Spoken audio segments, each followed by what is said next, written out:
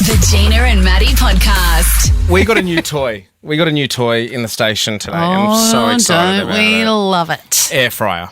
Yeah. Like, the kitchen is now just like a new place with that air fryer. Complete. Double drawer. You can do like your nugs and your chips at the same time. And I've been a pretty late adapter to the air fryer world. I don't think I've even had ours for 6 months. And I held off for a very long time with the air fryer I did at home. too, really. I probably had ours for about 12 months, but I really, really love it. Oh, and it has actually changed our life. Like, it's a big statement. But It's so much easier, and cleaning up is so much easier. And because I really think the makers of frozen nuggets and chips and calamari need to get together and work out how you can cook everything at the same temperature, because the calamari needs to be cooked at 230 degrees. The frozen chips need to be cooked. And when you're doing 3 different meals for 3 different kids and it doesn't all go in the oven. Anyway, so we got the air fryer and it's amazing. I can do all the dinners at the same time. Yeah. It's great. But I don't really muck around with anything too like fancy or tricky in the air fryer. We really only do use it for like the nugs and the frozen foods. Yeah, no. But I have seen that people do like roast chooks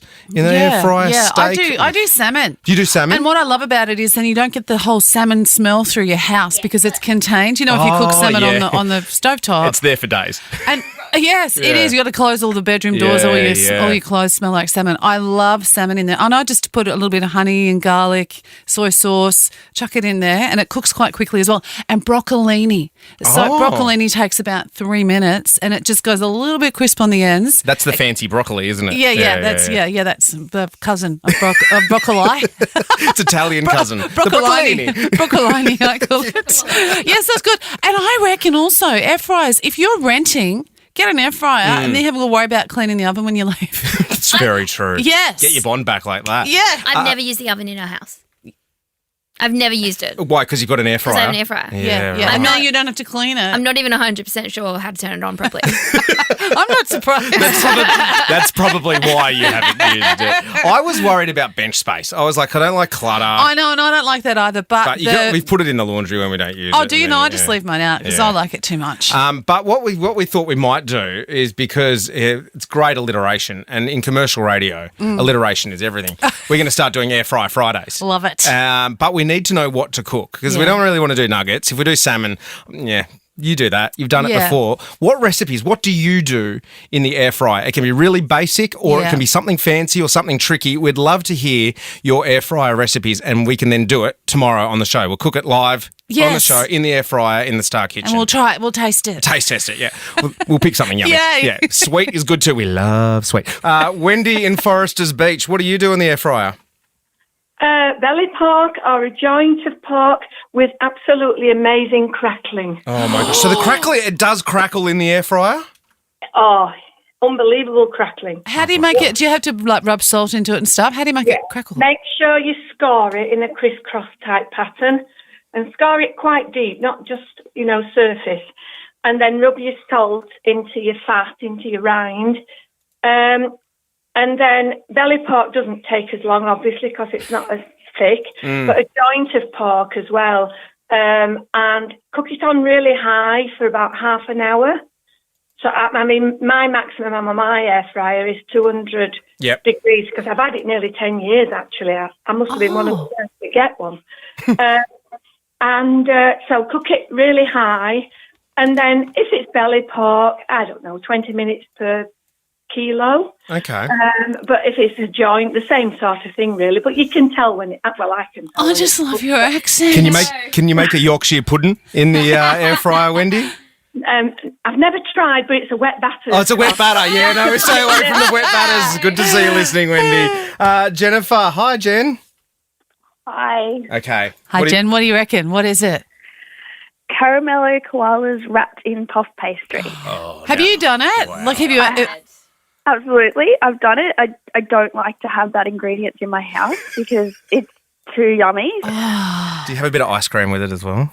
You can have ice cream with it.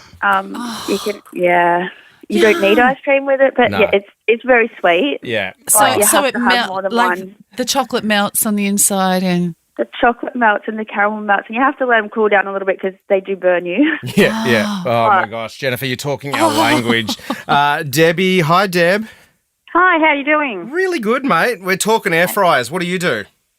I do like half a chicken breast and I sprinkle it with taco seasoning. Oh, yum. How long does it take?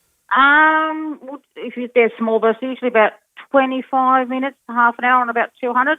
Just make sure your chicken's cooked, obviously. Yeah. And I suppose then when it's done, you can just like shred it with a couple of forks and then use it in your tacos or use it on nachos. Oh, my gosh. Yum. Or in a wrap or on the side with some chips and salad. Do you have to put in one of those trendy little silicone sort of sleeves that go in the bottom or have you got any? No, because then it becomes sometimes a little bit fatty. Okay.